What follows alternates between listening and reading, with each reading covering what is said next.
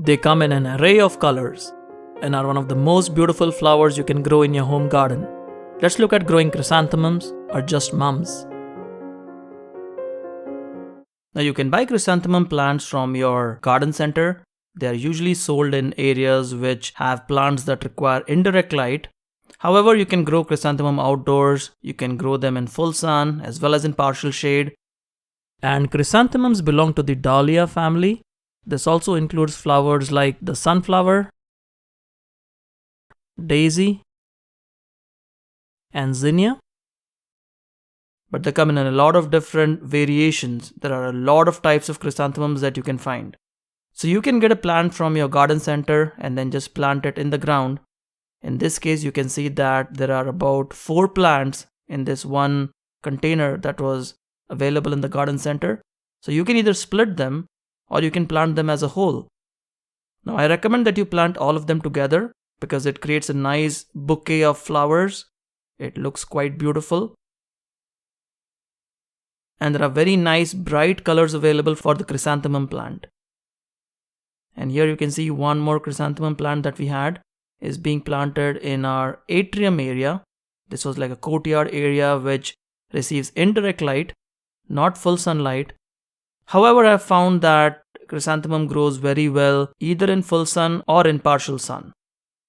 And you can grow chrysanthemums in containers too. Here you can see a beautiful white chrysanthemum flower growing in a container. Here is another variation, beautiful colors. And this one actually has 2 colors. And you can see it's a beautiful looking plant growing in a very small container. This plant is quite large, but it's still growing in a small container and still giving us a lot of blooms. And here's a yellow one of my favorites. These are also called pom-poms or the pom-pom chrysanthemum. Very beautiful looking plant. And these are available in Costco if you have a local Costco nearby. These are usually available in spring. And I've seen it almost every year. So there's a good chance you can get this from your local garden center like a Costco or a Home Depot and grow them in your home garden. Now just look at how many flowers this plant produces. Now this plant actually blooms once a year in most locations, but in Southern California they bloom twice a year. They bloom once in late spring and then once when it's the arrival of the fall season. And you can see here we have planted all our chrysanthemums in containers in front of our home and they look quite beautiful. There are different colors. Each one of these is a different colored chrysanthemum. And all these chrysanthemum plants, they look just absolutely amazing when grown in containers. They give you excellent blooms. And in my opinion, the chrysanthemum may be the most underrated flower that you can grow in your home garden. And now let's look at the blooming period. The most common time the chrysanthemum plant will bloom is when fall arrives. That's when the cooler weather sets in, the days are shorter. That's the most common time that the chrysanthemum plants will flower. However, if you are in places like Southern California, chrysanthemum flowers bloom twice a year. You can see another bloom of chrysanthemums in late spring. And then the most important blooming time is, of course, the arrival of fall. Instead of looking at the clock and the calendar, just look at your chrysanthemum plants. The day they start blooming, that's the arrival of your fall season. The days have gotten shorter and you're ready to start your fall garden. Nature has its own way of telling us when the seasons arrive. Now let's take a close-up look at the flower buds. Here you can see this is how the buds look like and they will open up into these beautiful blossoms. The chrysanthemum plant is an abundant bloomer. You can see how many blooms we have on this plant. Now the chrysanthemum plants will start blooming and they will produce blooms all through late spring or fall. And then once it's the end of the flowering season, you can actually see the flowers turning into a different color. And these are just the flowers drying out. And you can see the yellow flowers are now becoming brownish. And then the white flowers have a little bit of a pinkish tinge or a purple tinge. And now let's look at the harvest of the flowers. Now you can harvest the whole stems. These make excellent cut flowers that you can put in your flower vase. But the way we are using these flowers is by just harvesting the flowers and then setting up floral decorations along with some lamps. And this coincides exactly with the festival of Diwali, which happens in the winter season, and that's when the chrysanthemums are in full bloom. Now let's look at pruning. You need to prune your chrysanthemum plant regularly. So as soon as the flowers dry, you need to prune them. And all I really do is take a container, just chop off the dried leaves and stems and the flowers as well. And this will help keep your chrysanthemum plant very clean. And this is the most basic maintenance that you need to do in order to have good chrysanthemum plants. And this encourages more blooms because you're giving ample sunlight to the whole plant, and the buds that are hidden will now get enough sunlight and enough energy to grow into more blooms. So just make sure you're doing this during the growing season. And some people recommend pinching off the buds of the chrysanthemum, and I have found absolutely no merit in doing that. Just let your chrysanthemum plant grow naturally. It will produce abundant blooms no matter whether you pinch the buds or not. They still produce a lot of blooms, as you see here. And make sure that you remove all the dried leaves from the bottom as well. And while you can toss this in your compost bin, I would suggest keeping the plant clean so that you get less diseases on your plant. Now, as far as insects and diseases go, the chrysanthemum plant really isn't affected by any insects or diseases because it itself produces a chemical compound called pyrethrins, which deter insects. However, there are some people who do get aphid attacks on their chrysanthemum plants, and in that case, you can just spray it with neem oil or with the insecticidal soap. And I'll provide links to all these products in the comments and the video description below. And that's enough to deter any pest on your chrysanthemum plant.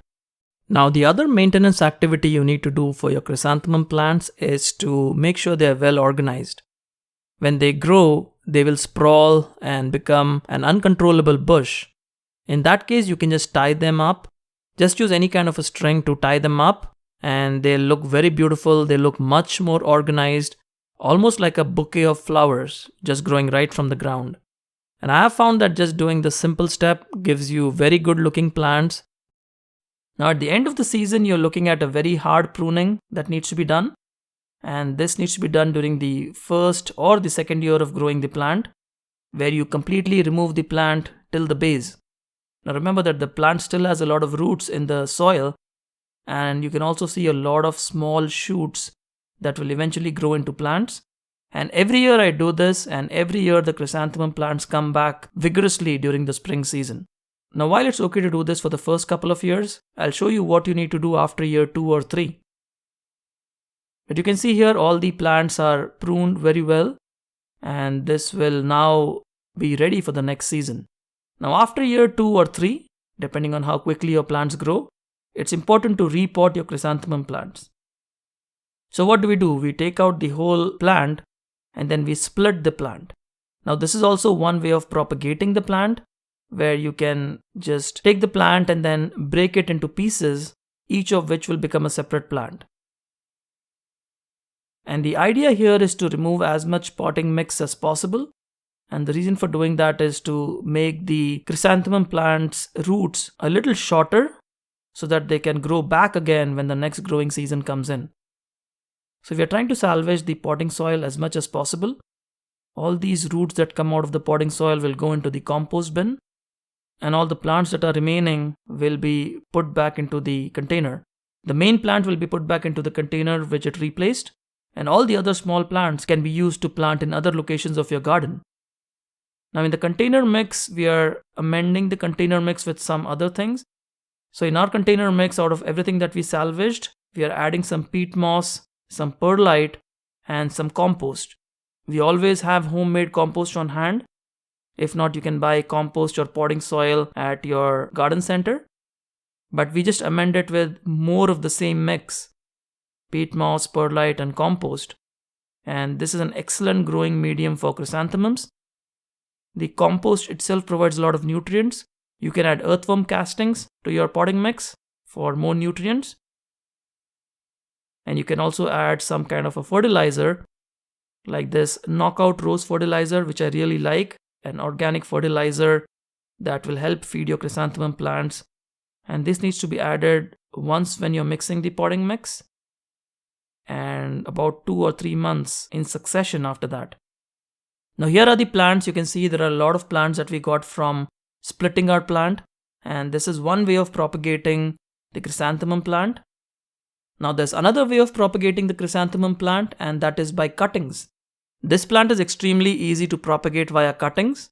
So all you do is take some cuttings from a chrysanthemum plant that's already growing, and then prepare some potting mix and prepare a container where you will be rooting your cuttings. And you can use any kind of potting mix, or you can use a mix of peat moss and perlite. That's an easy mix for starting cuttings. And you can dip them in rooting hormone if needed. It's totally optional.